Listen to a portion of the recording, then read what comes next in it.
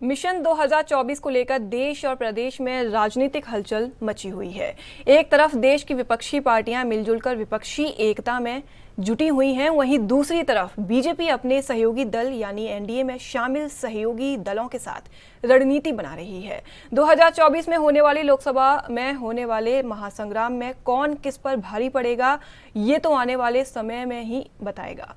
लेकिन राजनीतिक हलचल को लेकर यानी 26 और 36 के इस राजनीतिक महासंग्राम को लेकर यूपी सरकार में परिवहन मंत्री दयाशंकर सिंह का क्या कहना है और क्या ओम प्रकाश राजभर की एनडीए में शामिल होने से एनडीए को फायदा होगा या नहीं, इन सब सवालों को जानने के लिए हमारे संवाददाता जितेंद्र सिंह ने परिवहन मंत्री दयाशंकर सिंह से खास बातचीत की।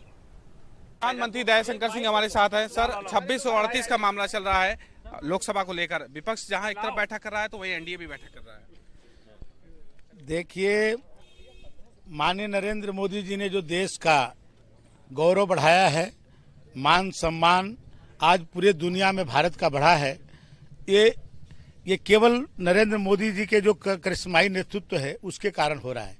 पहले भी हमारे देश के प्रधानमंत्री जब विदेश जाते थे तो एक छोटे से कॉलम में कहीं हम लोग को पढ़ने को मिलता था या मीडिया बहुत कम नोटिस लिया करती थी। आज पूरी दुनिया की मीडिया की कैमरे आज देश के यशस्वी प्रधानमंत्री नरेंद्र मोदी जी की तरफ लगी रहती है। आज कई देश के राष्ट्राध्यक्ष पैर छू करके उनसे आशीर्वाद प्राप्त करते हैं। ऑस्ट्रेलिया का राष्ट्रपति बॉस कह करके संबोधित करता है। अमेरिका जैसे ताकतवर देश के राष्ट्रपति उनसे ऑटोग्राफ लेता है। तो आज देश का सम्मान माननीय नरेंद्र मोदी जी ने इतने ऊपर पहुंचाया है, इसलिए देश की जनता आज गौरवान्वित है। और मैं ये कहूं कि आजादी के बाद सबसे ज्यादा मैंने अपने काम के बल पर कोई चुनाव दोबारा जीता तो उसका नाम है नरेंद्र मोदी जी।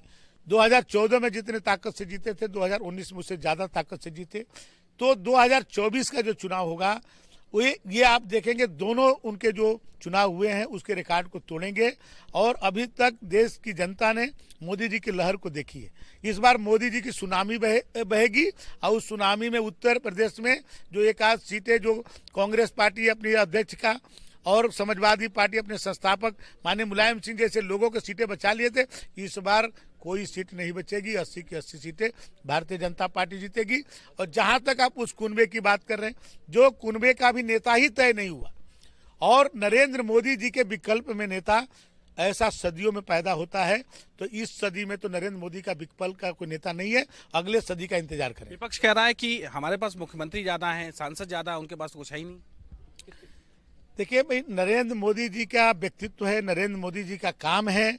आप ये बताइए, इतनी बड़ी विपत्ति आई, दुनिया के ताकतवर देश अमेरिका, इंग्लैंड, जापान, जर्मनी तबाह हो गए, लेकिन भारत में कम संसाधन होते हुए भी कोई व्यक्ति भूखा नहीं रहा।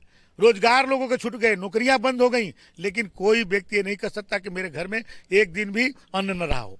ये केवल नरेंद्र मोदी जी के कारण आज वो संपन्न हो पाया। तो आज देश की जनता जाति, मजहब, क्षेत्र से ऊपर उठ करके जो है नरेंद्र मोदी को वोट करना चाहती है। ये जो भी पार्टियां हैं, ये जातिवादी पार्टियां हैं, ये परिवारवादी पार्टियां हैं।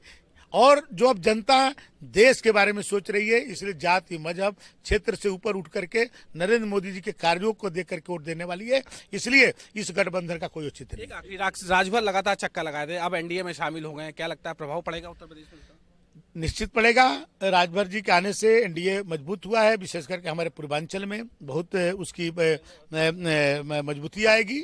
और यही नहीं, जो अभी उस गठबंधन में आज जो बेंगलोर में गए हैं, उसमें से भी बहुत सारे लोग जो है नरेंद्र मोदी जी के नेतृत्व में आज नहीं तो कल आएंगे। धन्यवाद। ये थे हमारे साथ परिवहन मंत्री दयाशंकर जी ने साफ तौर पर कहा, विपक्ष के पास कोई प्रधानमंत्री नरेंद्र मोदी के आगे कोई चेहरा नहीं है। साथ ही राजभर का उत्तर प्रदेश में या एनडीए के गठबंधन में आने से एक बड़ा प्रभाव पड़ेगा पूर्वांचल में। और ये कहा सकता है कि उत्तर प्रदेश में जो लोकसभा चुनाव होगा वो ज्यादा से ज्यादा सीटें बीजेपी के पक्ष में जाएगी।